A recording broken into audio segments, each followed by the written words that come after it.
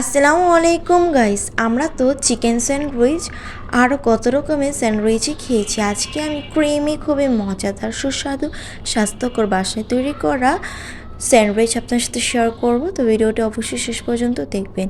তো এখন আমি স্যান্ডউইচগুলো থেকে যে মূল উপকরণ পাউরুটিগুলো এগুলো নিয়ে আমি একটু সেঁকে নিচ্ছি। খোলা প্যানের মধ্যে সেঁকে নিতে হবে যেন একটু স্মোকি ফ্লেভার আসে। তার জন্য আমি একটু পরপর এভাবে উল্টে ভালো করে একটু পুরো স্মোকি করে নিচ্ছি। তো কিছুক্ষণ পরপর এভাবে উল্টে দেওয়ার পরে কিন্তু হয়ে যাবে। খুবই কম টাইম একটু সেঁকে নিতে হবে, না হলে কিন্তু পুড়ে যেতে পারে, একটু সাবধান করতে হবে। আর তারপর আমি এগুলো ভালো করে সেঁকে উঠিয়ে নিলাম। এবার আমি ক্রিমটা বানানোর জন্য ফার্স্টে দিয়ে দিলাম দুধ, 1 লিটার লিকুইড দুধ দিয়ে দিলাম। দুধটাকে ভালো করে জাল করে নিতে হবে। তারপর এর মধ্যে আমি দিয়ে দিব 1/2 কাপ কর্নফ্লাওয়ার। কর্নফ্লাওয়ারটা কিন্তু মেন উপকরণ, বিকজ এটা কিন্তু একদম ক্রিমি একটা টেক্সচার নিয়ে আসে কর্নফ্লাওয়ার। তারপর দিয়ে দিলাম 1/2 কাপ চিনি, 1/2 কাপ পাউডার দুধ।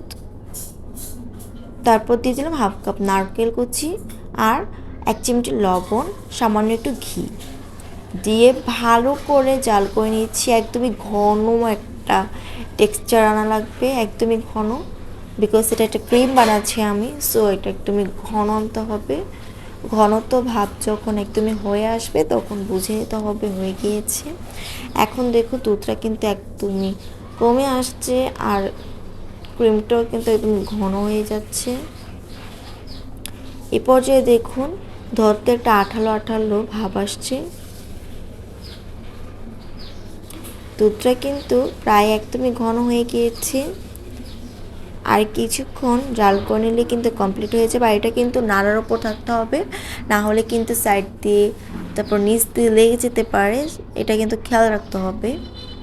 তো এইভাবে সাইড দিয়ে নিচ দিয়ে ভালো করে নেড়ে দিতে হবে।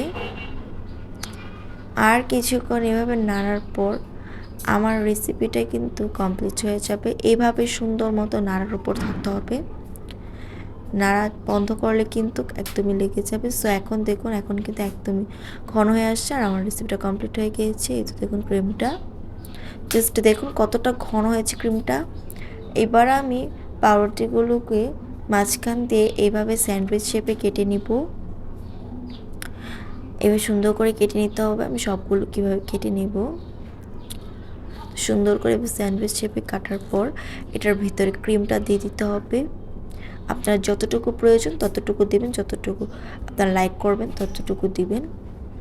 দেওয়ার পর আমি একটা বাইট নেব। জাস্ট কি বলবো, এতটা মজার এই স্যান্ডউইচটা। আপনারা যদি বাসায় ট্রাই না করেন তাহলে একদম বুঝতে পারবেন না এটার রিয়েল টেস্টটা আসলটা কতটা মজার। আপনারা যদি বাসায় ট্রাই করেন তাহলেই বুঝতে পারবেন। তো এইভাবে আমি সুন্দর মতো সবগুলোর মধ্যেই ভিতরে দিয়ে দিচ্ছি। এইভাবে সবগুলোর মধ্যে সুন্দর করে দিয়ে দিতে হবে। আর এটা কিন্তু খুব সাবধানে করতে হবে। আর আপনি আপনার টেস্ট অনুযায়ী যদি মিষ্টি লাইক করেন তাহলে একটু বেশি ক্রিম দিবেন, আর কম লাইক করে একটু কম ক্রিম দিবেন। এভাবে আপনি খেয়ে নিতে পারেন, বাট এই ক্রিমটা কিন্তু বেশি মিষ্টি না, সো আপনার বেশি প্রবলেম হবে না।